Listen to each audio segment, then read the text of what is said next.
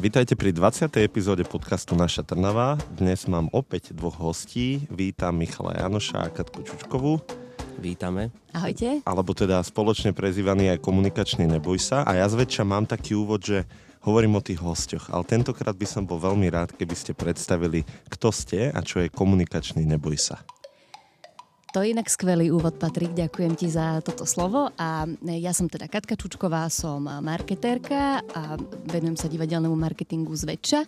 A tam som aj v tom divadle spoznala Miška Janoša, s ktorým sme sa rozhodli, že ideme do toho a založíme si svojho vlastného komunikačného Nebojsu. No a my sme vlastne taký projekt, ktorý pomáha ľuďom zbaviť sa strachu a stresu z vystupovania pred ľuďmi. Takto sme začali a potom sa to rôzne nabalovalo a teraz už im pomáhame aj nájsť nejakú svoju osobnú značku a vlastne pomôcť im v nejakej komunikácii na sociálnych sieťach, komunikácii v práci, medziľudských vzťahoch a tak rôzne.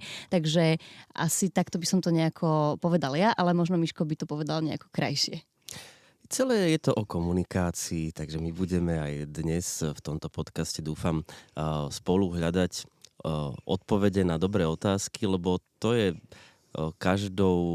na každom našom workshope a stretnutí s našimi klientmi je to presne o tom, že ľudia potrebujú niekedy sami sebe položiť určité otázky a my potom s nimi sa snažíme hľadať odpovede, ktoré im môžu pomôcť v ich ceste a je skvelé spojenie, preto sme sa dali dokopy tých našich praktických skúseností, ktoré potom ľuďom vedia niekedy ponúknuť úplne iný pohľad na veci, ktoré zažívajú. Mne tie moje dlhoročné herecké skúsenosti dali veľmi veľa praktických rád k tomu, ako pracovať s takými veľmi praktickými prejavmi trémy a stresu, ako je potenie dlaní, plytký dých, strata nejakého vlákna myšlienkového. A zase naopak Katka má neskutočne veľa praktických rád k tomu, ako si možno zjednodušiť celú tú prácu, či už na sociálnych sieťach, alebo pri príprave prezentácie. A ľudia nepotrebujú, aby sme im vliali do mozgu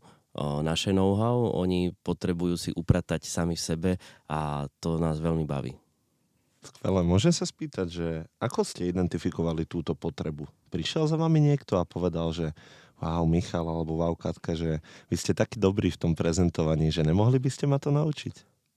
Toto asi, to nebola taká, to by bolo inak super, že si predstav, že teraz, že vy ste takí skvelí, ale ja si myslím, že práve tento trh je dosť pokrytý ľuďmi, ktorí samých seba vlastne prezentujú a tú svoju cestu tlmočia ľuďom a oni do veľkej miery možno viac niekedy inšpirujú, než sami v kontakte s tým klientom, že mu odovzdávajú tie skúsenosti. A nie, že odovzdávajú, že by ho učili ako na to. Je to skôr presne o tom, že takto som to robil ja, keď chceš, inšpiruj sa alebo skús to kopírovať.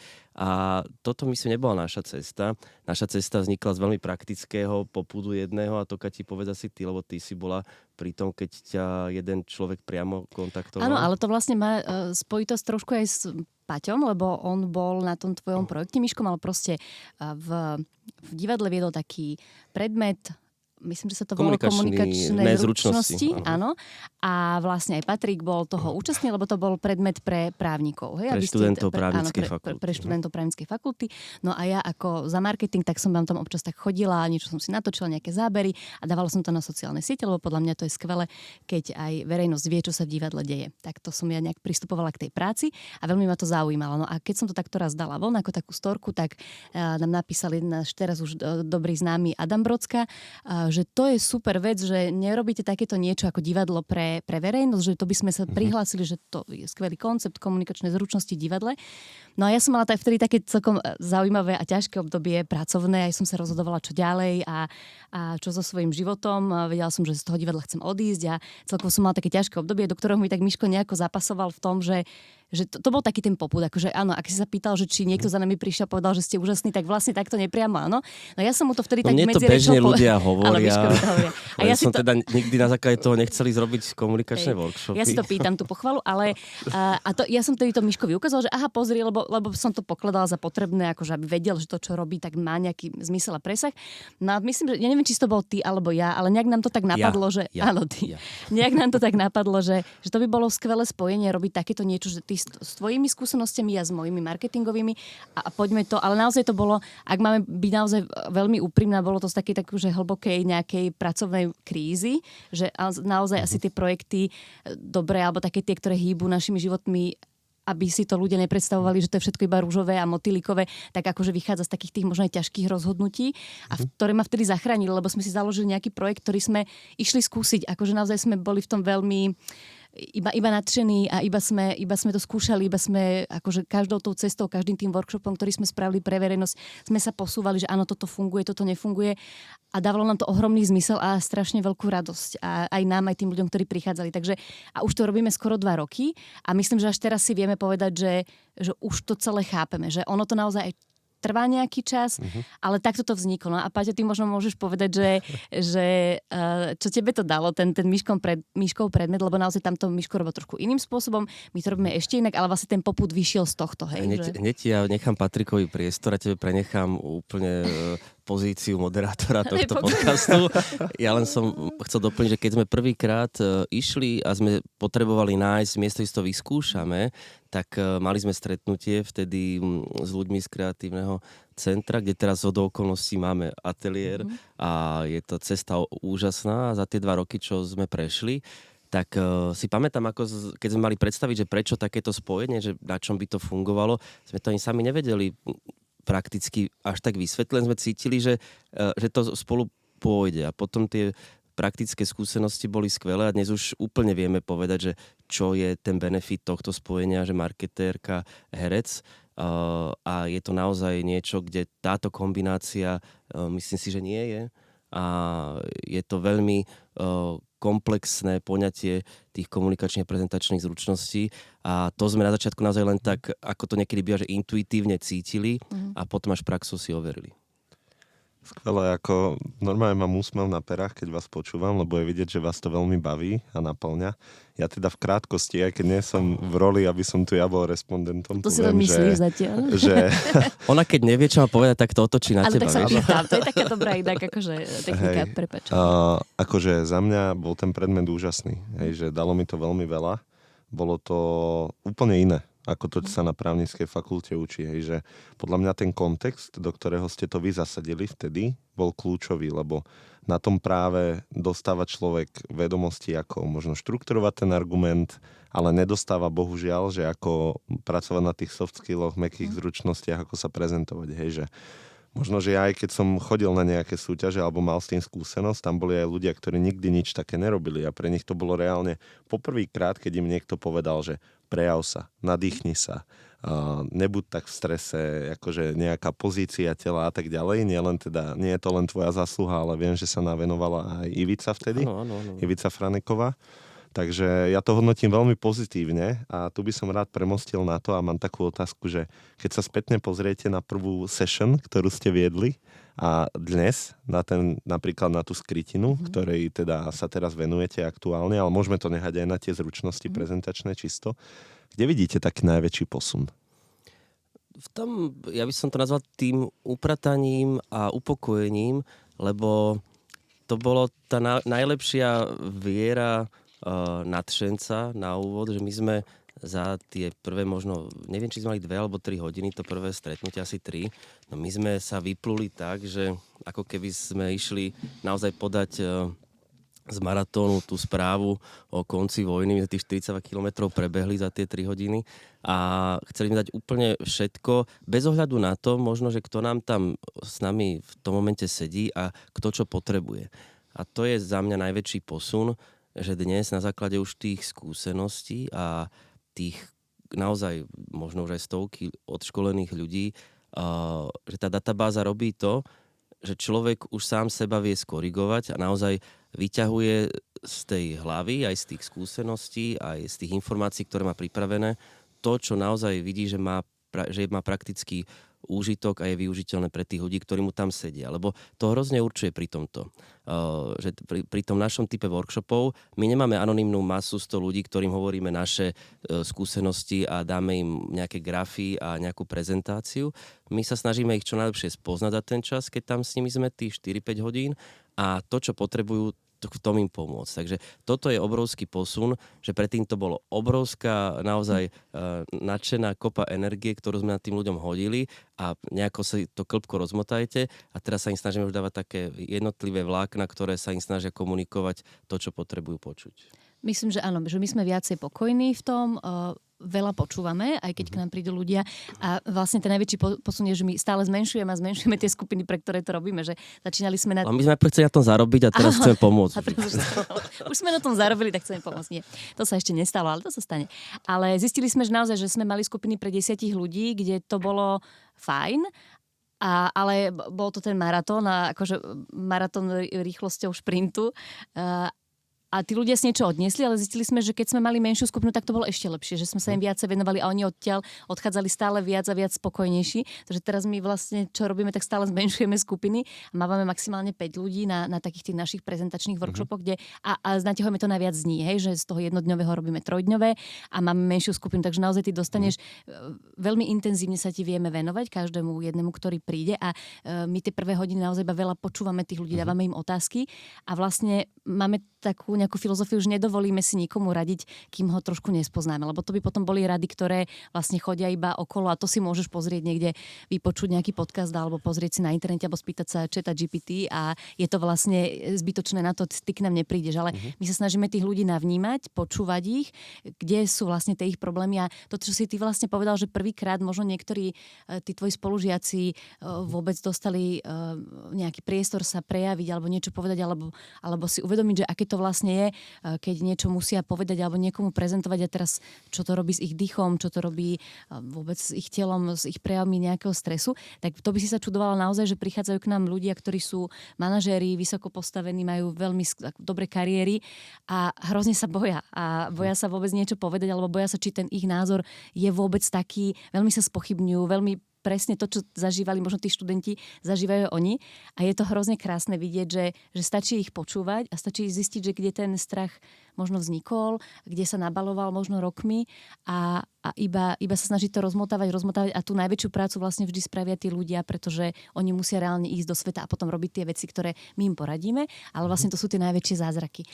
A nemajú to len študenti, to som chcela povedať, že naozaj to má akože podľa mňa tak 90% ľudí. Áno, a toto ma privádza k vášmu názvu, ktorý je teda komunikačný Neboj sa, bavíme sa o strachoch. Už koľko ľudí už prešlo vašim kurzom približne? To sú stovky, no. Už stovky, no je tak, to tak už máte nejakú reprezentatívnu vzorku, dajme tomu, že už to viete možno identifikovať. Mňa by to zaujímalo tak vo všeobecnosti, že čo je podľa vás taký ten najväčší spúšťač týchto strachov? Je to možno niečo v našom školstve, že čo robíme zle, alebo je to niečo vo výchove, je to kultúrna vec možno? Z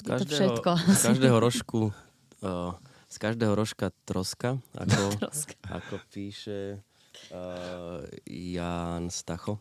Ale nie, je to myslím si primárne v tom, že každý človek, myslím si, je veľmi citlivý na nejakú negatívnu spätnú väzbu, na nejaké traumy, ktoré mu ostávajú vrité a neodkomunikuje si ich samozrejme, lebo nevníma ich takú dôležitosť, že ako sa hlboko dokážu zapísať.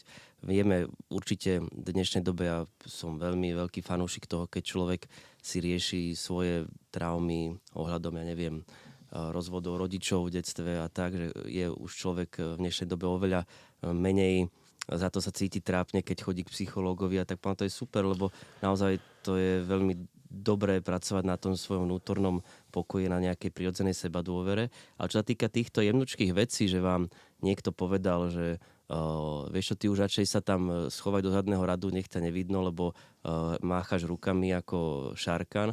A že takéto jemnučké vety, ktoré zaznejú niekedy, sa to podceňuje, že aký to môže mať vážny dopad a aký trvalý dopad aj po rokoch rokúcich. A naozaj, že k nám chodia veľmi motivovaní ľudia sa posúvať. My zatiaľ nemali sme nejaké dlhodobé spolupráce s nejakými, ja neviem, či už ministerstvami, alebo tak, kde by sme školili naprieč celým Slovenskom ich zamestnancov. K nám chodia naozaj jednotlivo ľudia, fyzické osoby, ktoré chcú sami od seba prísť, takže oni sú vysoko motivovaní niečo robiť so svojimi soft skills, so svojimi prezentačnými zručnosťami a väčšinou teda myslím, že na možno 80% sú to ženy, keď akože ideme na to, že ako. A z čoho vychádza presne to, že veľakrát naozaj venujeme sa tomu, že najmä u žien, čo mne je hrozne ľúto, ako presne, že som niekedy fakt tej menšine, že tam ako ten muž som možno niekedy jediný, aj v nejakej možno 7-8 člennej skupine, tak keď potom počujem, mi to bude hrozne ľúto, že ako málo si také úžasne vzdelané a renomované odborníčky veria a je to niekedy na základe nejakej naozaj jednej poznámky, či už zo školy, alebo z rodiny, alebo od nejakého kolegu už aj v dospelosti a potom hovoria napríklad o nejakých kolegoch, ktorí naozaj len tým, že prídu a hlasito sa ozvú, tak oni nejako ich považujú za nejaké autority a za nejakých charizmatických ľudí a sami seba tak vedia dehonestovať a ponižovať same pred sebou. Takže toto je pre mňa obrovské, vždy také aj memento, pamätať na to, aj napríklad tiež som otec 2 dcér, že aké je to veľmi citlivé ukotviť v tom človeku už v detstve to, že maj sa rád taký, aký si a pracuj s tým, s čím máš a nesnažiť sa človeku dať, že tak toto je typ na, ja neviem, atletiku, toto je typ na to, ale povedať, že rob si tie veci hlavne po svojom a ver sám sebe a v tomto je to asi najzákladnejší bod, to Kati určite potvrdíš aj ty, že dať tým ľuďom opäť tú lásku samým k sebe a tú vieru v to, že len sa príjmi taká, aká si, taký, aký si a na tom pracuj ďalej, lebo v tomto naozaj, že sú to niekedy tak úžasní ľudia a že človek k ním zhliada, že wow, že za akým človekom, za akým životopisom človek prišiel a ten človek naozaj sa bojí výjsť pred 3-4 ľudí niekde na firmnej porade a povedať, odprezentovať nejakú správu. A je to zarážajúce, ale zároveň je to naozaj tak už časté v tej vzorke, dajme tomu tých 300 ľudí, že si človek hovorí, že je to asi nejaký fenomén, či už neviem, či iba sa to dá učiť na slovenské pomery, alebo či to je celospoločenský na celom svete, ale najmä teda naozaj, myslím si, u žien, neviem, nemám možno až takú silnú vzorku okolo možno 20, či sa to nejako mení, vieš, že ako možno ako generácie teraz už idú ďalej, ale minimálne pri mojich rovesníčkach to cítim veľmi, veľmi, že je tam veľa takých, či už z detstva, alebo z pracovného prostredia, takýchto či už komplexov, alebo nejakých vied, ktoré robia nejaký pocit menej cennosti a neoprávnene.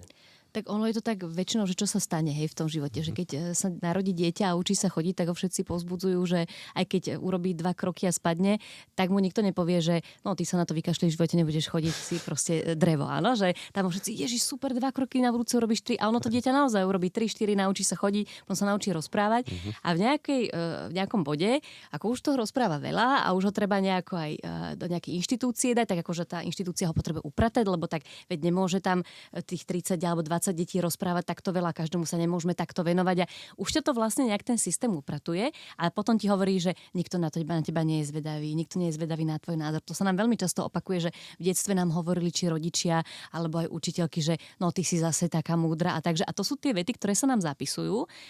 Ideš nejako tým školským systémom, nejak akože sa naučíš tom fungovať a teraz zrazu vyjdeš tú školu aj tú vysokú a prídeš do nejakej praxe a tam zrazu od teba všetci chcú, však sa teda ukáže, alebo tak sa nejak sa prejav, alebo tak akože nájdi si to miesto, vybuduj si ho, no ale veď ty si bol predsa celý život zvyknutý sa niekam zaradiť, akože a byť vlastne ticho, hej? A ja tomu rozumiem, že nemôžeme byť všetci extroverti, ani to nie je dobré. A prichádza veľa úžasných aj introvertných ľudí, tichých, ktorí naozaj keď prehovoria a povedia konečne za seba to, čo chceli, a to nemusí byť pol hodina, môže to byť 2-3 vety a sú zrazu so sebou takí veľmi spokojní. A to je asi to, čo je ten komunikačný neboj sa. Ty si vlastne mal na začiatku takú otázku, že sa pýtal na ten názov, že my keď sme ho hľadali, tak mali sme všelijaké, alebo už sme išli robiť ten workshop, už taký nadšený sme si to už postavili, že mohli by sme dať aj nejaký názov, nie? Tak aj nejakú značku si vybudovať. Ja si pamätám presne na to, ako sme si telefonovali a stále to nebolo, a stále sme dávali nejaké názvy. A ja som potom, že vieš, no také ako sú, vieš, že také tie podcasty ako Vražedné psyché, sexuálna výchova, vieš, a Miško, komunikačný neboj sa. Ja že no vidíš. Takže my takto asi nejako tvoríme, že sa tak akože hádame, hľadáme tie možnosti. Ja to vymyslím. Miško to vymyslí. Nie, on si teba myslí, že to vymyslí. Ale ono vlastne všetko to hovorí a išli sme do toho trošku tak, že uvidíme. aj nám veľa ľudí radilo. To je inak taká tiež dobrá rada, ktorú nevyžiadaná, ktorú si nikto nepýta, ale ja ju dávam, že keď začínate niečo nové a niečo nejak cítite, je hrozne veľa ľudí okolo vás, ktorí by vám chceli radiť, že toto nebude fungovať, to znie tak a to koľko to budete robiť a koľko vás to bude baviť, to všetko akože vypnite a choďte do toho, lebo tí ľudia majú obavy, majú nejaké možno aj správne, hej, ale keby sme ich vtedy počúvali, tak s tým nikdy nezačneme. Ani by sme to nenazvali komunikačný neboj sa, lebo hento, toto, tamto, ale ono sa to tak už vlastne udomácnilo a my sme vlastne tomu názvu dali nejakú tú značku, povedzme, alebo ten tón toho, že aké to má byť, že už si na to tí ľudia brutálne zvykli. A keď nás hľadajú, tak často dostávame takú spätnú väzbu, že ja som hľadal takéto nejaké akože prezentačné zručnosti, nejaký workshop alebo nejaký kurz a naozaj ako už aj Miško hovoril, toho je veľa, akože veľa ľudí toto ponúka a väčšinou som na tých stránkach videl presne takých tých v tej kravate a v tom obleku tých ľudí, ktorí proste to tak akože biznisovo robia. A vy ste mi boli takí sympatickí, lebo ja neviem, také mi to nejaké prišlo celé akože uvoľnené a hravé a to je presne to, čo my tou značkou vlastne chceme hovoriť, takže preto sa tak volá, aj preto tak sa snažíme pôsobiť, pretože naozaj nakoniec to, čo tam dostaneš na tom kurze je toto. Hej, že nesnažíme sa ľudí lákať na niečo iné. Takže k nám prichádzajú typy ľudí, ktorí potrebujú takýto štýl a potom je naozaj veľká konkurencia, povedzme naša, to nie je naša konkurencia, lebo ľudia, ktorí si chcú vybrať niečo iné, si majú z čoho vybrať. Takže my to takto hneď máme od začiatku vlastne nastavené a preto k nám nechodia len takí úplne akože biznisoví ľudia, aj keď aj tí, lebo napríklad chodia k nám veľa takých ľudí, že my sme už toho, tam sme boli na kurze uhen toho, tam toho, my keď počujeme tie mená, tak akože sa nám sťahuje krk, že OK, čo my tu teraz vlastne budeme s tebou robiť, si takýto preškolení a potom odchádzajú s tým, že ale nikde sme nedostali takýto prístup, hej, že respektíve nikde hej. to nebolo postavené na tom, že individuálne sa s každým takto pracuje, že je to informácia pre skupinu rovnaká a ty si zober z toho, čo chceš a my sa snažíme naozaj v rámci toho 4-5 hodinového workshopu, keď tam máme tých 5 ľudí, tak každému naozaj minimálne tú pol hodinu intenzívne, že s ním pracovať a potom samozrejme niečo aj pre skupinu, nejaké cvičenie a tak.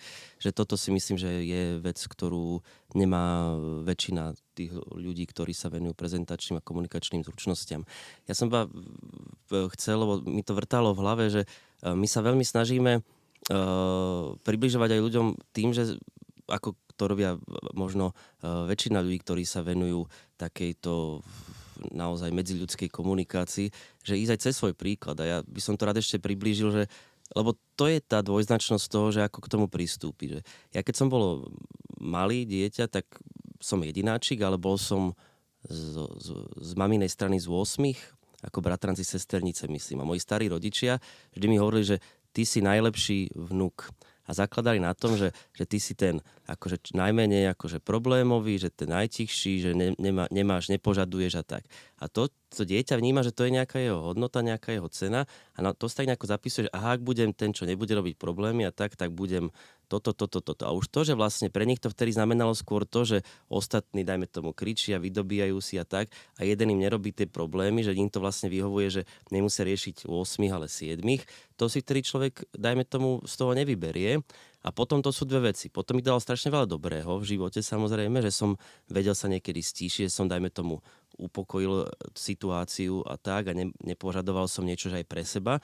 Veľa mi to pomohlo a veľa mi to, dajme tomu, zase aj zabránilo, dajme tomu, či už dosiahnuť alebo vykonať.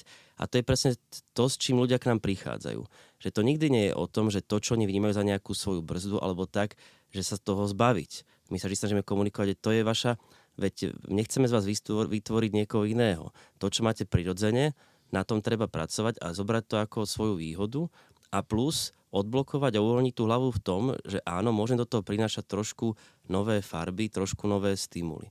A to je to, si myslím, že čo tí ľudia niekedy potom im to možno otvorí oči, že veľa ľudí prichádza s tým, že sa idú vlastne stať niekým iným alebo zmeniť sa, naučiť sa niečo, ako byť iný.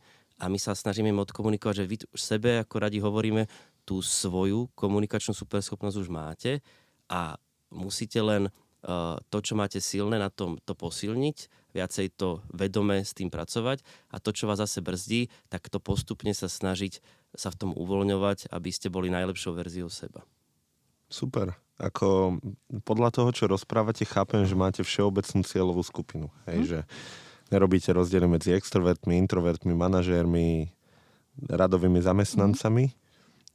To je skvelé, ale možno teraz počúva tento podcast práve niekto, kto by sa chcel pridať, zakúpiť si niektorý z vašich kurzov a možno je taký typ ako ja, že by veľmi rád vedel, že ako to prebieha, akoby do detailu.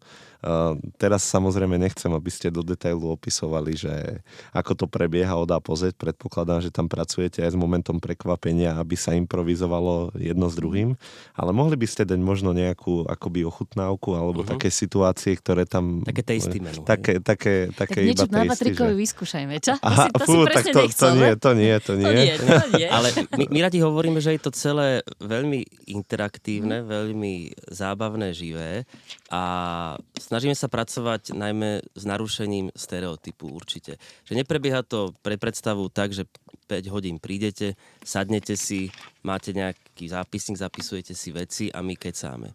Je to všetko, ako nále niečo už vyzerá, že aha, teraz bude nejaká pasáž, kde sa hovorí o teórii, tak v tom momente to meníme a ideme do nejakého cvičenia, do nejakej interakcie a snažíme sa aj tú prácu face to face deliť, aby to nebol len blok, že 4 hodiny sa presne kecá a potom na konci niečo spravíš, ale aby tí ľudia postupom času si skúsili na úvod nejako, dajme tomu, odprezentovať a možno ešte ani sami nevedia, že už prezentujú, je to nejakou formou hry a potom presne tá, dajme tomu, prezentácia, kedy sa postavia pre tú skupinu s vedomím, že teraz idem niečo odprezentovať, aby už bola potom, že oni ani nevedia, ale už možno 3-4 krát niečo prezentovali, kedy nemali na sebe taký pocit tlaku.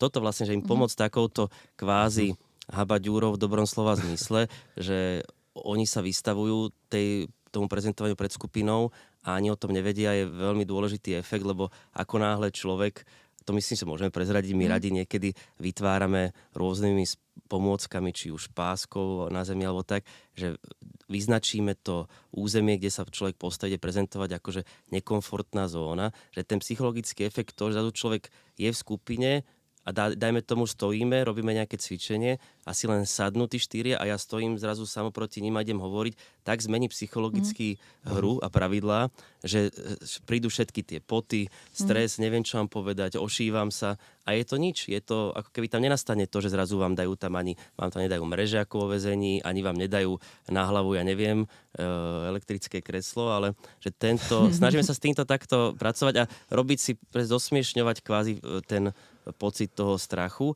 ale veľa myslím si to mi asi týka ti potreby, robí tá skupina sama o sebe.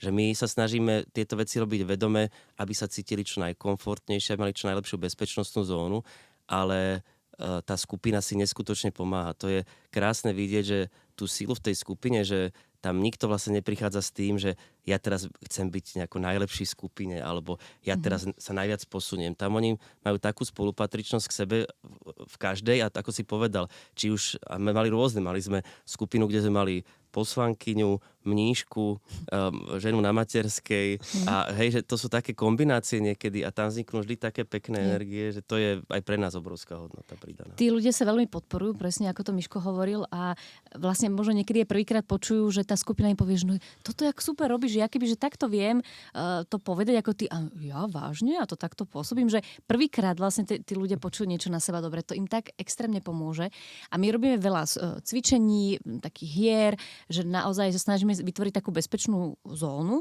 ale potom si to aj rozoberáme, že prečo si sa tam cítil bezpečne a tu už nie. Hej? Že iba si to tak akože snažíme sa zvedomovať, lebo to je celé hra. Hej? Ja keď teraz pôjdem rozprávať pred 1000 ľuďmi, to tiež môžem akože poňať ako hru. Ako veľa ľudí k nám prichádza s tým, že a čo si o mne pomyslia, nebudú si myslieť, že som dosť dobrý odborník, alebo že sa budú na mne smiať. A tak hovoríme, a čo? Akože možno z tých 1000 akože fakt, niekto áno, niekto nie, niekto si povie, že, vieš, že ako to tí ľudia vlastne...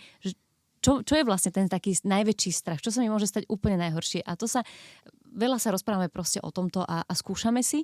A to sú tie skupinové workshopy. Potom máme určite individuálne. Sú ľudia, ktorí potrebujú na niečom pracovať sami alebo dlhodobo a potrebujú, aby sme sa venovali iba jemu, alebo si potrebujú postaviť nejakú prezentáciu. Majú nejakú dôležitú prezentáciu pred nejakou skupinou a potrebujú to aj obsahovo pripraviť, aj teda nacvičiť, ako sa k tomu postaviť, tak to robíme aj individuálne hodiny. A potom máme tú skrytinu, to už si tak akože načrtol. A tá vznikla. To je úplná taká novinka, teraz sme to vlastne 2-krát hrali, takže už vieme, že nám to funguje. A zase sme do toho išli s takým nadšením, že sme cítili, že by to mohlo byť dobré a že to nikto takto nerobí. A je to improvizačno-komunikačná hra, Úplne jednoducho, keď si chce niekto prísť zahrať divadlo a chce sa ocitnúť alebo vymeniť sa z tej pozície diváka za herca, tak príde, dostane od nás postavu, čiže ty máš napísané, že si povedzme knieža ten a ten, máš takýto osud a proste máš nejaké predpísané veci, ktoré musíš v tej hre spraviť. Napríklad, keď niekto povie slovo kohút, tak sa musíš postaviť a niečo niekomu povedať. Hej, že takéto vyslovene, že máš takýto návod k tej svojej postave, dostaneš historický kostým, čo si teda najviac užívajú dámy, tie vždycky pred tým štendrom tam už sa tak akož tak tešia, to boa si tam dávajú a tie klobúky si vyberajú, to majú úplne najradšej.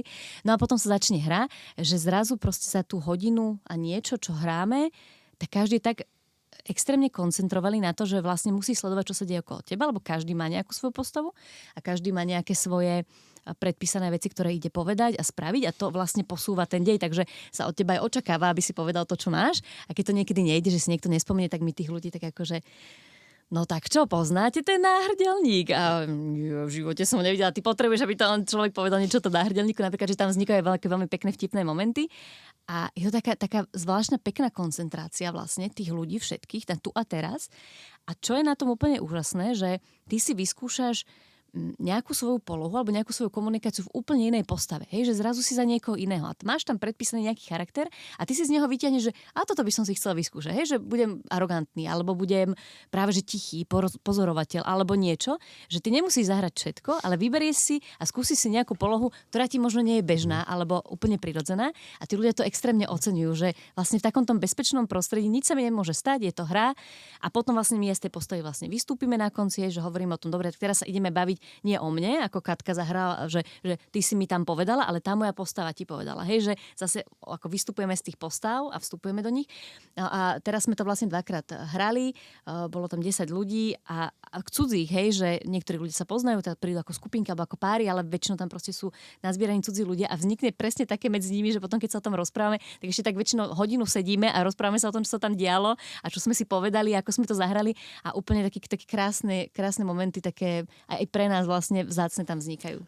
Neviem, či k tej skrytine máš potom ešte nejaké otázky. Ak nie, tak aby som možno doplnil teraz, lebo keď sa k tomu už nebudeme vracať, že ten náš primárna potreba takéto niečo priniesť vzniká samozrejme z viacerých bodov. Poprvé to, že veľa ľudí, ktorí absolvovali niečo takéto chceli, že skúsiť si, že upgradeovať svoje schopnosti komunikačné práve takouto skúsenosťou, že trošku zažiť niečo, čo bežne v tých prezentáciách už majú nacvičené, už poznajú a skúsiť si vlastne niečo iné a nemôžu si to v tej svojej praxi.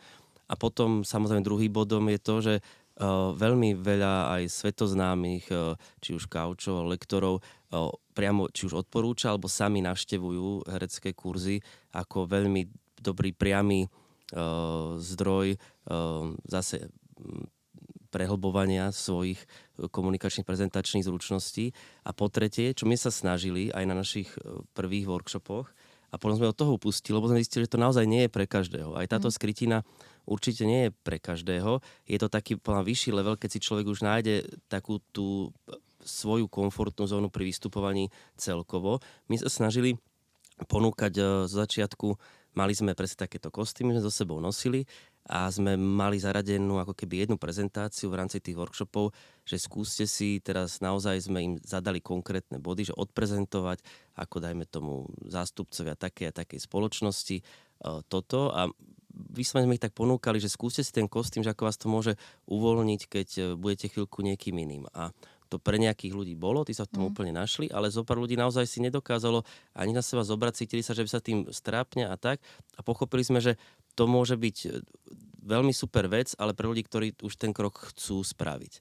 A to je veľmi pekné poznanie z tejto už aj dvojrazovej praxe pre mňa, že naozaj tamto prináša primárne to, že ľudia, keď potom o tom rozprávame, si môžu overiť veľmi veľa vecí. Poprvé, ako naozaj ten faktor toho, že si ten kostým dám, ako sa to niekedy podceňuje, ale ako to dokáže oslobodiť od toho pocitu, že si naozaj dovolím spraviť oveľa iné veci. Prečo vo všetkých tých filmoch o superhrdinoch je kostým?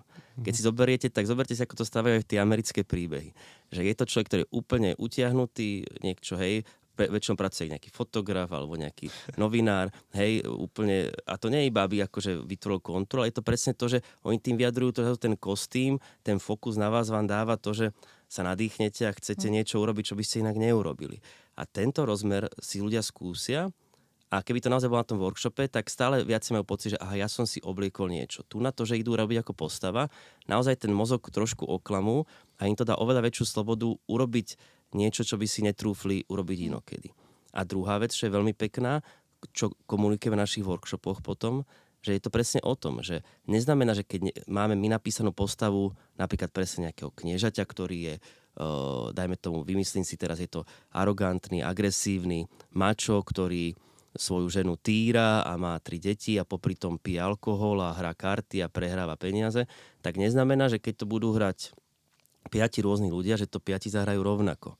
A to je veľmi pekné na tom, že na tom spätne viem pekne komunikovať, že presne, ty si z toho vybral to, že hráš nejakého arogantného človeka, hráš iba tým, že si ticho a pozeráš, lebo tebe to je prirodzené. Nebudeš sa štilizovať do niečoho, že začne zrazu kričať, keď si v živote nekričal a nebudeš to robiť samozrejme. A to je presne to, že k nám kopu ľudí prichádza, že ja chcem byť taký, ako je tento, ja neviem, speaker a poviem, no a ty máš svoj základ, svoje silné veci, keď robíš prirodzene v tomto a v tomto, že na tom si skús zakladať, to skús prehlbovať a to cibri, hej. A to je tiež veľmi pekný poznatok pre nich, že oni zistujú, že aha, že moc alebo podriadenosť sa dá hrať 4, 5, 20 rôznymi spôsobmi a tá skúsenosť je potom skvelá, lebo ona sa zapisuje, tá emočná pamäť je veľmi dobrá v tomto, preto tá herecká skúsenosť je nedoceniteľná pre mňa, keď prebiehajú workshopy, že naozaj koľko vecí človek sám na sebe má v tej databáze, že viem pomôcť tým ľuďom, že vieš, čo to presne poznám, lebo sa to opakujú, tieto emočné veci aj pri herectve, takisto ako pri vystupovaní. Takže v tomto je to veľmi pre nich dobrý káv, že oni si potom dokážu zapamätať ten pocit z toho hrania a vedia ho aplikovať aj do bežnej komunikácie. A je to skôr také, že jednorázové, alebo máte tam aj ľudí, ktorí absolvovali napríklad túto skrytinu raz a už hovorili, toto chcem ešte niekedy zažiť, Všetci. alebo áno, ešte, hej. Väčšinou sa nám to stáva, že by si to chceme prísť ešte zahrať, ale v tejto skupine, alebo tak akože aj v inej, ale že by si to ešte akože dali aj spolu a pritom sú to presne ľudia, ktorí sa predtým nepoznali, takže že by ešte aj radi s tou skupinou to zažili. To je pre nás prekvapujúce, lebo ja som si tiež myslel, že je to o tom príbehu, že keď odtajnia príbeh, že už ich to nemôže stimulovať, Zaujíme, ale nich láka potom možno si to spraviť ešte raz a zahrať to inak, a už vieme. Alebo s tým vedomím že práve sa do toho viacej vložiť. Je to tak, že oni chcú prichádzať, alebo nám hovoria, že keď budete mať nejakú skupinu, niekto vám bude chýbať, tak ma zavolá, ja si to prídem ešte vyskúšať, alebo si vyskúšam inú postavu.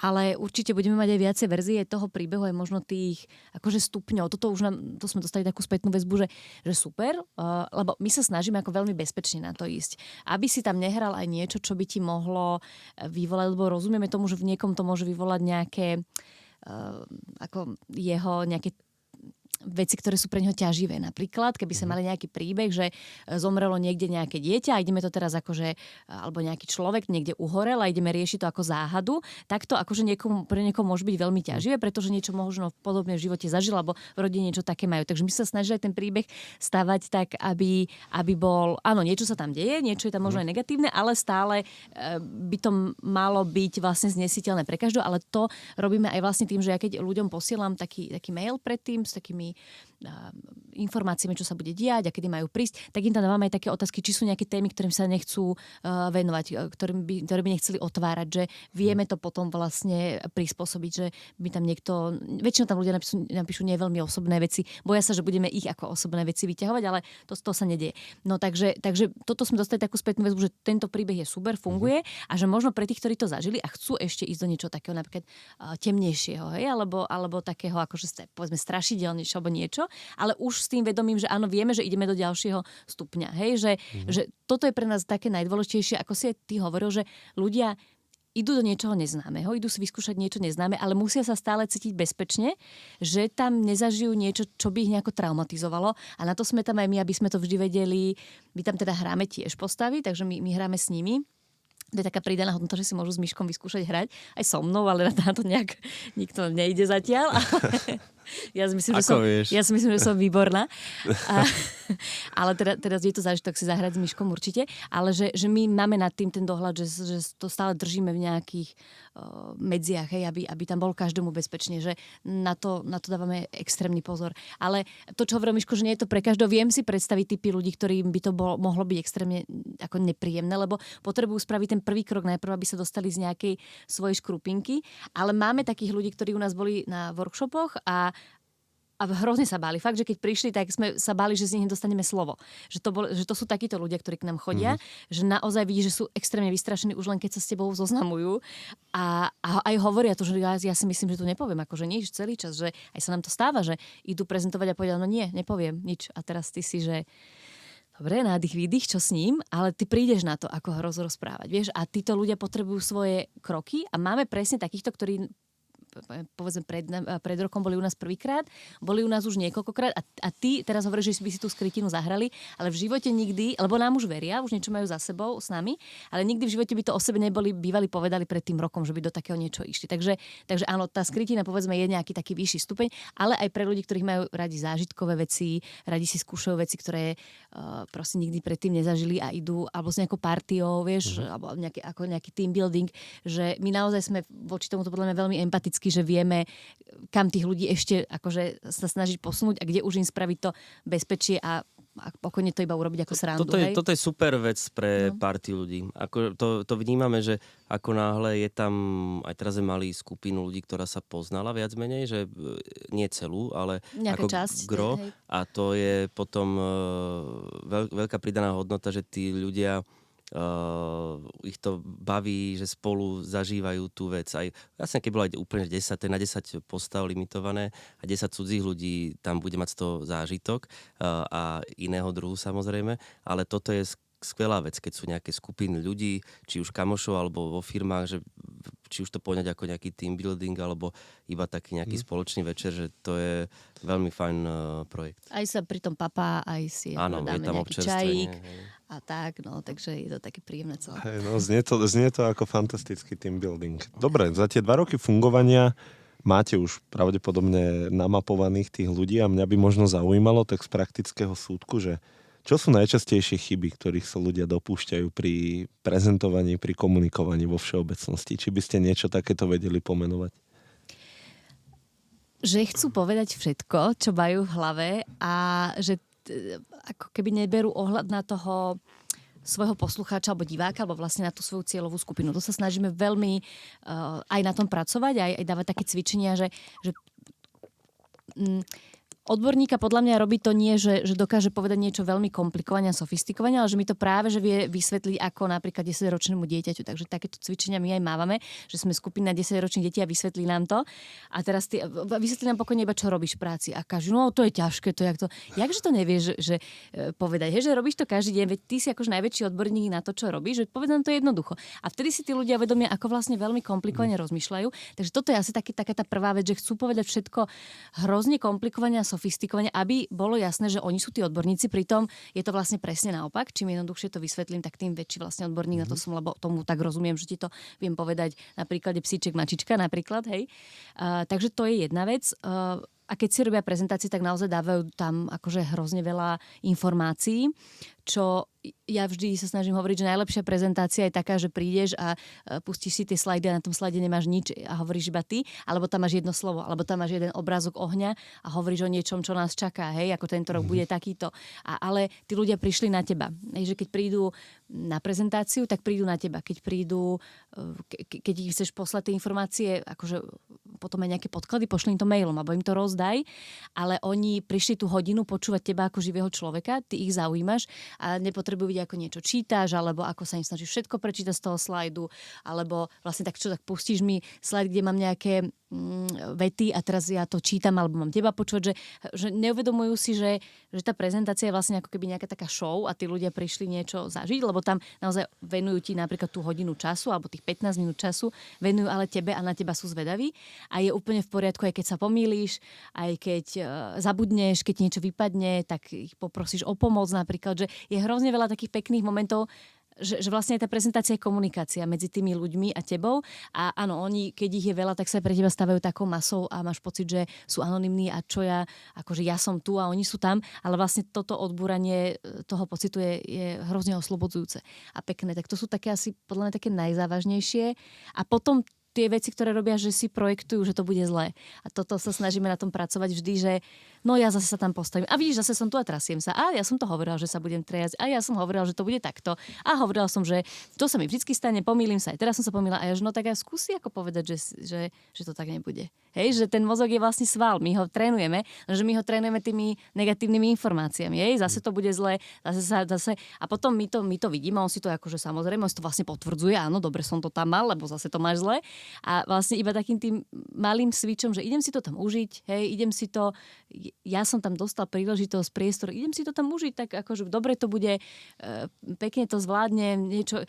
A že to sú tie chyby, ktoré robíme už vlastne vôbec, ako ani tam nemusíme ešte vystúpiť a už ich tam máme. A sú to, čo sme sa bavili, tie nazbierané veci z minulosti, tam sa mi to nepodarilo, tam pred tabulou mi povedala pani učiteľka toto a to akýkoľvek môžem byť odborník, tam sa mi to vtedy vyvalí v tom mozgu, on si to potvrdí, on to tam má, je to jeho bezpečie, lebo tomu rozumie, toto vie urobiť, tak to urobí. No a potom my môžeme mať čokoľvek aj načítané, ale vlastne vždy pôsobíme tak, ako nechceme. Takže toto sú tie chyby, no, že si to vlastne robíme sami. Samozrejme, my s väčšinou klientov sa stretneme na tom jednom formáte, hej, že buď to je jednodňový 5-hodinový workshop, alebo je to nejaké trojrazové stretnutie. A niektorí nám ostali, že potom mali ešte individuálne hodiny, a väčšinou to je takto. A to vždy sa snažím odkomunikovať, že ono nedá sa hociakú oblasť, či by človek bol remeselník, alebo či sa ideme venovať komunikácii, prezentácii, zobrať tak, že ja ti poviem toto rob a on to bude robiť a bude mu to fungovať. To je jedna vec je dlhodobá práca. Je to ako tréning, ako keď človek chce zabehnúť 100 pod 10, tak musí na tom pravidelne každý deň trénovať. Tak to je o týchto veciach. To je o tom, keď človek chce spomaliť, dajme tomu, tok myšlienok a napojiť ho adekvátne na reč, aby to odartikuloval, tak je to každodenný tréning spomalovania reči, koncentrovanie sa na myšlienku, rozcvičenia artikulačného ústrojenstva. A keď to je zase niečo iné, ako napríklad reč tela, tak je to zase o tom naozaj si to niekedy aj odstať, či už pred zrkadlom, alebo minimálne venovať pozornosť sám sebe, keď vravím, že čo tie ruky robia, a takto si to tam postupne implementovať do toho svojho prejavu. Ale potom, čo sa snažíme odkomunikovať, že to je stále len ten prvý bod, a potom je ten druhý, to je tá prítomnosť, keď prebieha ten kontakt, tá komunikácia s ľuďmi, čiže to prezentácia, alebo aj bežný rozhovor doma, ja neviem, s rodičom, s dieťaťom. A to je to divadelné, čo veľmi je platné aj pri tomto, že aplikovať a vedieť použiť metódu tu a teraz. Hej? Že aby okrem toho, čo je tu a teraz, neexistovalo v tej hlave kvázi nič iné. Vedieť vystúpiť presne z toho kruhu, že si predtým projektuješ niečo, že toto sa stane, respektíve, že niečo nastane, napríklad ja sa breptnem a už ďalších mojich 10-15 minút je ovplyvnené tým, že ja rozmýšľam, no to som pokazil, teraz videli a čo teraz si myslia o mne a všetky tieto veci. A to bohužiaľ je všetko hrozne dekoncentrujúce a všetko to je hrozne viditeľné na tom, keď ten človek stratí tú niť, to napojenie s tým poslucháčom alebo s tým príjimateľom tej informácie. Takže ja sa snažím na konci na to zjednodušiť potom na to, že ako náhle ty budeš stále prítomný v tom, v čom hovoríš, počúvaš sám seba presne nenudíš, sám seba vieš stopnúť, že dobre, stačí, idem už k tomu podstatnému, vnímam, že aha, tu na tí ľudia teraz upadajú z koncentrácie, tak dajme tomu, zapojím ich do toho, že neustále vnímam ten tok toho dialógu, tak to je viac menej 99% úspechu. Ak človek si ide a má aj brutálne schopnosti a má dobre pripravenú prezentáciu, ide si ju pre seba a vypluje ju iba a nevníma ani seba, že či je tam v tej situácii prítomný, alebo či si už popri tom rozmýšľa o iných veciach, alebo či tí ľudia ho vnímajú, tak vtedy môže veľmi ľahko toho poslucháča stratiť. Zaznelo tu viackrát aj pár slov o dychu. Možno by ste vedeli v takejto audioforme dať nejaké dýchové cvičenie, alebo že čo by možno ten človek mal urobiť, že napríklad aj u mňa, hej, že idem prezentovať nejakú veľkú prezentáciu pred 100 ľuďmi a bije mi srdce, mám zrýchlený dých, pochopiteľne z toho.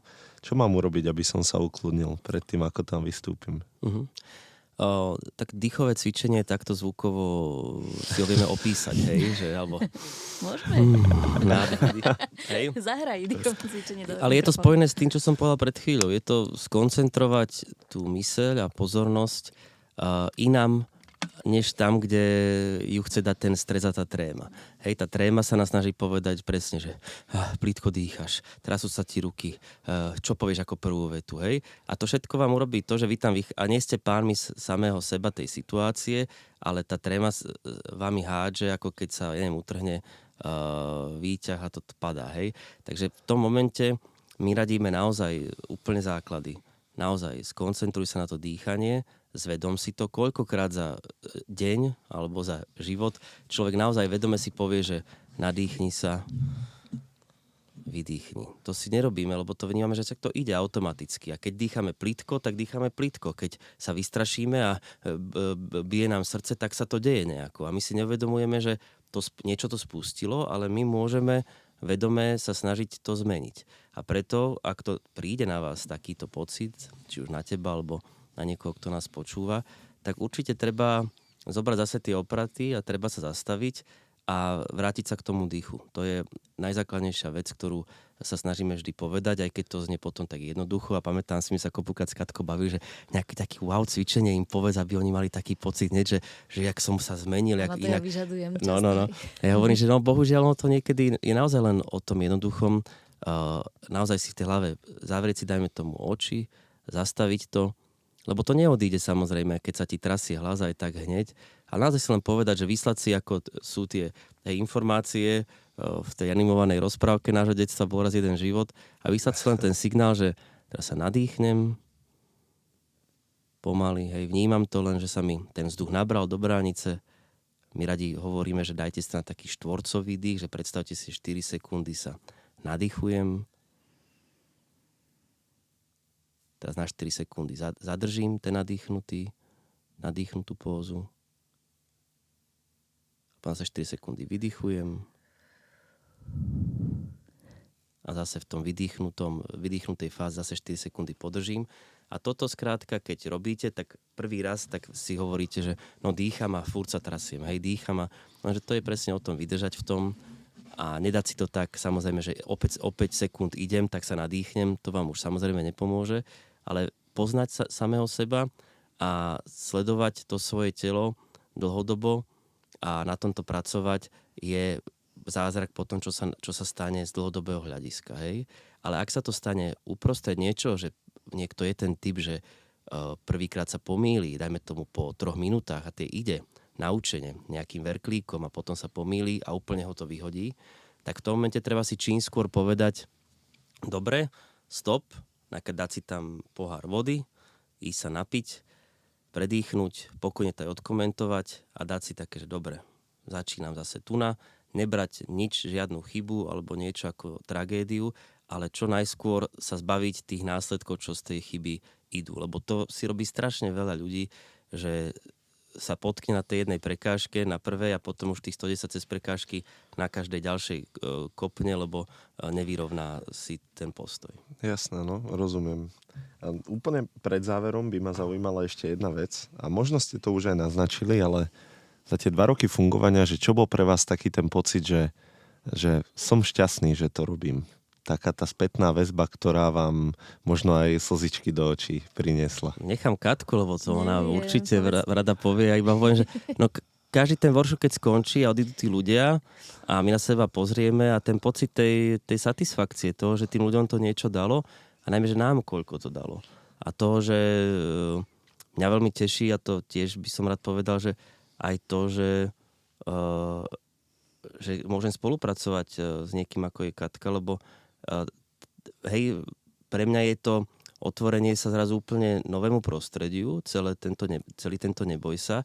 Aj ľudia, ktorí chodia, že ja konečne po rokoch trošku som vystúpil zase z mojej bubliny, kde mám úžasných, skvelých ľudí a robí mi veľmi dobre, keď môžem tými svojimi skúsenosťami obohacovať ľudí zase z iného sektoru, hej, úplne z iných sfér, záujmov a to je pre mňa v osobe Katky veľmi zmotnené, že to, ako ona vníma vec, koľko mne dala nových náhľadov a keď vidím, ako ona dokáže ľuďom kopukrát veľmi prakticky pomôcť, tak to je krásny pocit, že vždy, keď to skončí, že sme to znovu nejako dokázali spolu, tak to je veľmi dobrý dobíjak energie a naozaj, že na konci dňa, preto my aj tak s nadhľadom hovoríme, že nám ten pocit z toho workshopu vždy dá takú satisfakciu, že potom niekedy zabudneme, že či sme na tom nejako, či už ziskoví alebo čo, ale že nám to dáva obrovský fakt zmysel tej úprimnosti toho, že neviem, či by sme to dokázali robiť tak spotrebne pre nejaké masy 1000 ľudí dlhodobo a že ako nejaký, hej, že keď si predstavím, že je to krásne to znie, že mať raz nejaké plné sály, kde budú ľudia zvedaví, ako my hodinu odprezentujeme našu firmu, ale nám naozaj, myslím si, tento osobný kontakt s tými ľuďmi dáva hrozne veľa. No to je také palivo, že my si pýtame tú spätnú väzbu a to je to, že tým skončením toho kurzu tí ľudia neodchádzajú a nestrácajú sa nám zo života. Vždy si pýtame spätnú väzbu aj také, že čaká ma to vystúpenie, na nejaké vystúpenie alebo na niečo ich pripravujeme, alebo na nejakú takú tú prvú skúšku, prvú poradu, kde niečo vyskúšajú a vždy im hovoríme, dajte nám vedieť potom, ako to dopadlo. A oni nám píšu a to sú podľa mňa vždy také slzy do očí, a to vždycky Miškovi preposielam a niekedy si tak hovorím, že ale to preháňajú, že až tak veľmi im to zmenilo, ale asi nie, asi to naozaj tak, že vždy, keď sa im niečo podarí a oni aj po nejakom čase nám napíšu, tuto som to vyskúšala, tu sa mi toto podarilo, tak je to strašne krásne a to je to, čo nás vlastne ženie dopredu, že to naozaj funguje, že to tým ľuďom mení životy a máme takých naozaj, ktorí s nami idú možno od začiatku a vidím na nich ten obrovský pokrok a potom je to tá skupina, že je to vlastne nejaká komunita, ktorá sa okolo toho Neboj sú tvorí. Že naozaj, keď sme otvárali ten ateliér teraz v kreatívnom centre, tak sme si pozvali nejakých ľudí, s ktorými sme spolupracovali a potom ja som si vlastne uvedomila, že v tej miestnosti sú ale ľudia akože z rôznych tých kurzov, že oni sa vlastne navzájom nepoznajú, že to vlastne bude asi divné. A nebolo, ono to zrazu tam akože fakt vzniklo opäť na novo a tí ľudia si zase povymenali tie kontakty. Ty robíš to, ty si skvelý, toto v tomto. A oni sa tak krásne prepájajú vlastne navzájom aj tí, ktorí spolu zažijú ten kurz, že proste už sa tam spoznajú, tak potom spolupracujú napríklad na nejakých iných projektoch, lebo zistia, že tam je šikovná architektka, tam je šikovný tento. Alebo vedia, že nás sa spýtajú, že už tá komunita okolo Neboj sú je podľa mňa ten zázrak, ktorý sa tam deje. Je to také veľmi pekné. Podľa mňa to tento svet trošku potrebuje, že nie akože nejakú falošnú pozitivitu, že všetko je super. My práve naopak, akože rovnako máme strach, rovnako sa bojíme veci, rovnako nevieme, do čoho ideme. Každý ten workshop je vlastne taký, že my stojíme pred novou skupinou ľudí, my vôbec nevieme, čo sa tam bude diať a naozaj niekedy veľmi akože meníme to hneď od začiatku, že OK, toto tu nebude fungovať, tu sú iní ľudia, poďme to zmeniť inak a celý tých 4-5 hodín ideme v tom, že neviem a keď to skončí, tak zase my si dáme akože veľmi takú tvrdú spätnú väzbu, lebo to je podľa mňa veľmi dôležité, aby sme sa aj my posúvali, že tuto si nebol zrozumiteľný, tuto ty si bola, akože vôbec neviem, o čom si vlastne hovorila, tí ľudia ani si ich nevnímala, hej, že to my si dávame tiež, lebo to je ľudské, že my to tiež nevieme robiť nie sme dokonali. A my to tým ľuďom aj hovoríme, že my nie sme dokonali. My sme rovnako ako vy, že učíme sa spolu navzájom.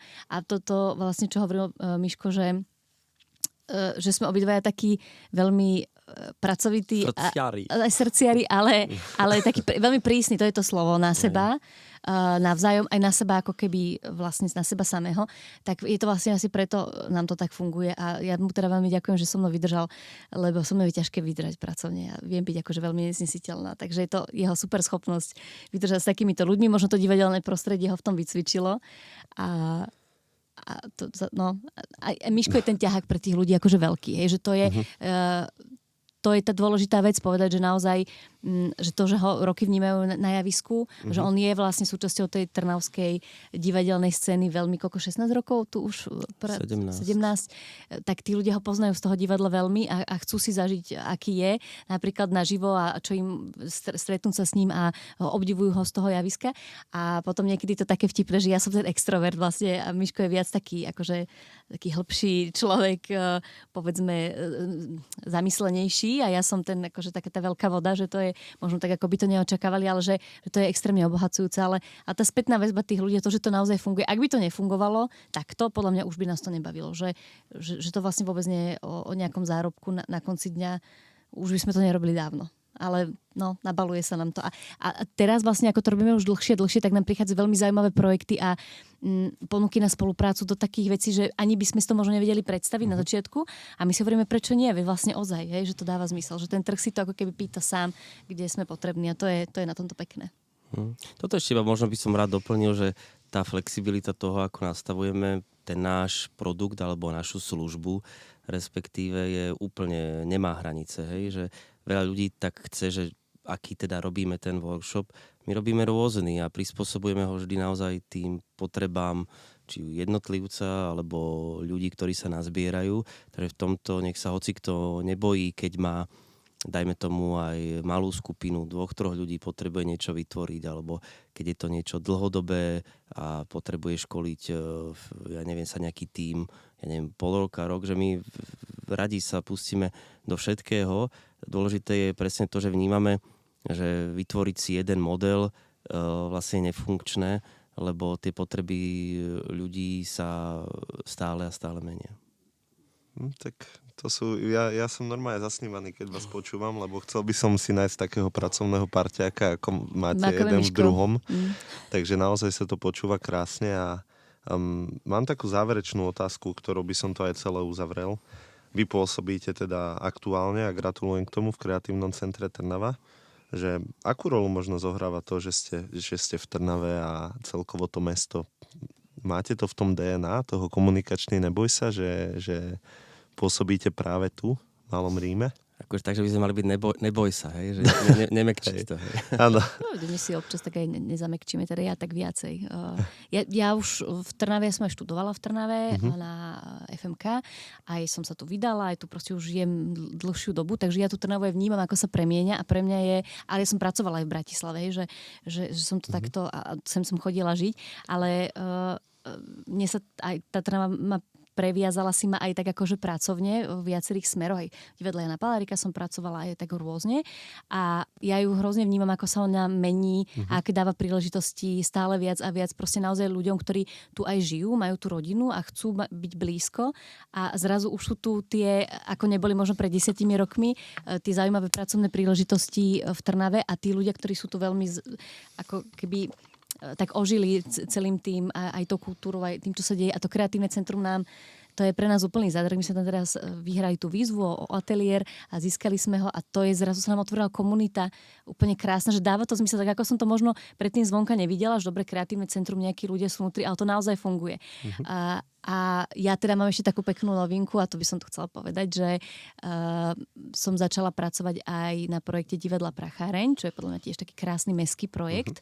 Bude to mestské divadlo a bude to ako už teraz na tom robíme, takže už teraz viem to, čo nemôžem povedať, že to bude veľmi pekné a že to mesto vlastne si takto stále pridáva vlastne do nejakého svojho záujmu aj tú kultúru, aj to umenie, aj veľa vecí a mňa to strašne baví. Tá Trnava mi vlastne trošku tak pripomína mňa, že také malé mesto, ale hrozne ambiciózne a také, že nebojí sa skúšať a nebojí sa možno aj to, čo by mu niekto povedal, že toto nerobte a tam už je to a to už hen tam nefunguje, takže ale ono to spraví. A mne to je hrozne sympatické a ja mám tú Trnavu proste strašne rada. Ja mám akože fakt, že srdcovú záležitosť a áno, jasné, že mi niekedy lezie na nervy, že keď si veľa iba v tej Trnave a máš pocit, že stále vidíš tých istých ľudí a tak, ale práve tým, ak sa tu stále deje niečo nové a stále tu vznikajú, pamätám si tú Trnavu spred 10-20 rokov a naozaj sa to nedá porovnávať, takže pre mňa je to taká srdcovka.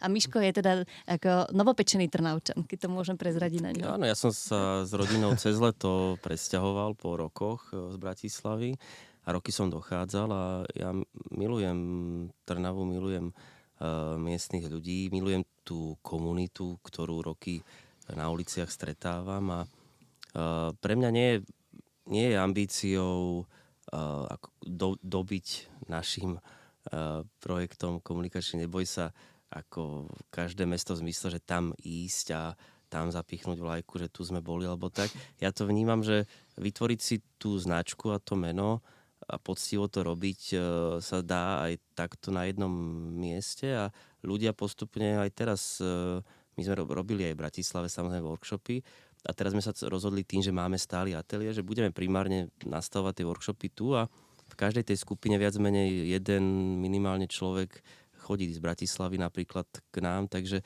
je to aj o tom, že keď už ten produkt má nejaké meno, tak tí ľudia sú ochotní potom aj prísť a ono je to stále sme na začiatku. Ja si myslím, že v tomto treba vydržať a mať potom už tú pozíciu takú, že potom naozaj človek už bude vedieť, či už aj naplniť, ja neviem, že si povie, že ide do Košíc a tam naplní workshop. A teraz už lietadlom sme tam za chvíľu. Áno, 20-30 ľudí. Tak to tiež si myslím, že ten moment príde.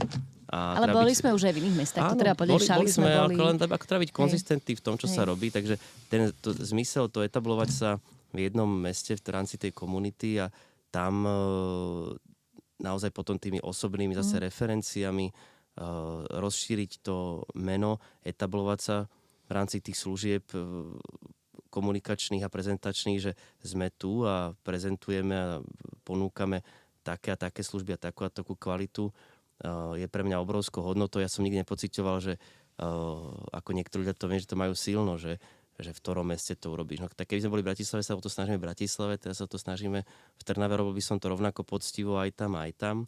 Takže ale zase je pekné vidieť, prepáč, že tí Bratislavčania naozaj, že to nie je tak ďaleko, že oni prídu a majú tam rôzne iné možnosti, naozaj tam tá konkurencia je určite väčšia a napriek tomu si akože vyberú ten spôsob náš a neboja sa za ním, alebo nemajú problém za ním prísť proste tých 30 minút, akože po diaľnici alebo vlakom. Že to zase nie je také hrozné, že my by sme mali mať možno trošku väčšie sebavedomie ako Trnavčania, že veď ako nech prídu k nám, že máme krásne mesto. To, čo sa nám teraz darí, myslím si, že tým, že máme ten priestor, že vytvoriť presne, ako sme hovorili o tej bezpečnosti a o tej komfortnej zóne, nie tak mať priestor, ktorý to reprezentuje všetko, že je teplý. Nemyslím teraz iba, že v zime, že ho temperujeme, ale že že tam vládne príjemná atmosféra a že tí ľudia, keď tam prídu, tak primárne prvú informáciu dostanú, že tu sa môžeš cítiť čo najslobodnejšie a mať takýto priestor, ktorých ten naozaj je viac, že keď ten človek príde, tak sa cíti, že wow, že tu sa mi chce snívať, tu sa mi chce otvárať a tu chcem chodiť, tak dúfam, že my budeme takým jedným z ďalších priestorov, kde tá komunita bude nás už nejako vnímať a bude vedieť, že aha, ak chceme, tak toto a toto sa napríklad dá tam a tam naplniť. Takže aj to networkingovanie v rámci, nemyslím teraz iba s ľuďmi, ktorí u nás absolvovali, ale aj s inými organizáciami alebo skupinami, to je tiež veľmi pekná pridaná vec, že tu na tom kvázi menšom piesku je to prehľadnejšie a vnímam to ako veľmi pekné, keď tá komunita si navzájom pomáha a nikdy som to nevnímal, že by niekto bol pre nás či už konkurenciou alebo naopak našim nejakým hejterom. Vnímam to veľmi otvorene zatiaľ v každom kontakte, ktorý sme mali a je to veľmi fajn, ak sa navzájom tie skupiny posúvajú a inšpirujú. Tak s touto nádhernou myšlienkou by som to teda asi ukončil v tomto bode. Toto bola 20. epizóda podcastu Naša Trnava a na záver by som ešte veľmi pekne poďakoval a pozval všetkých poslucháčov na váš web komunikačnynebojsa.sk. Správne som to povedal? Áno. Výborne. A takisto aj sociálne siete, ak sa nemýlim. Nájdete nás všade možne. To si pozrite, lebo lebo to si myslím, že nás dosť aj tak špecifikuje a odlišuje. My sme veľmi aktívni na sociálnych sieťach a veľmi nás to baví. Niektorí z nás. A Katku veľmi vždy poteší, ak dostane na ulici spätnú väzbu, že... Pokojne mi to povedzte, že nás sledujete. Mňa to naozaj veľmi poteší, lebo niekedy na tých sociálnych sieťach je to tak akož do prázdna, že nemáš tú odozvu, takže budem rada, keď nás budete sledovať. A želáme všetkým krásne sviatky. Keby som sa už nedostala k slovu, tak to poviem teraz. A tešíme sa, že sme tu mohli byť. Ďakujeme. Ďakujeme. No, ďakujem.